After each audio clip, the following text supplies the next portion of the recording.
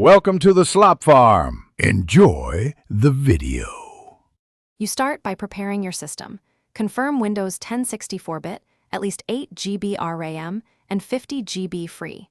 Next, download the Android Studio installer and the Android SDK packages so you're ready when the installer asks.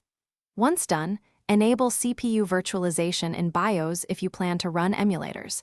This speeds them dramatically.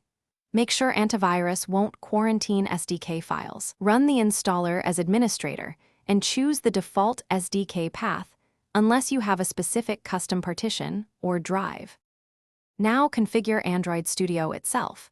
Choose the standard configuration on first launch to get recommended plugins and UI settings. You must install SDK platform tools, at least SDK level 30, and a matching system image for your target device. If you plan to build with Gradle, confirm the embedded JDK or Point Java home to a stable JDK, then set the Gradle JVM in settings. Once done, create a new project. Pick a template and let Gradle sync. Watch the event log for any missing components. You finish by building and running your app.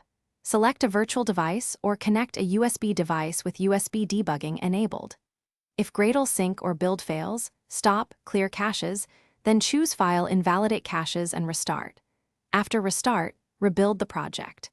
For slow emulators, switch between Hyper-V and Intel Haxum depending on your CPU, increase emulator RAM/CPU in AVD settings, and ensure virtualization is active.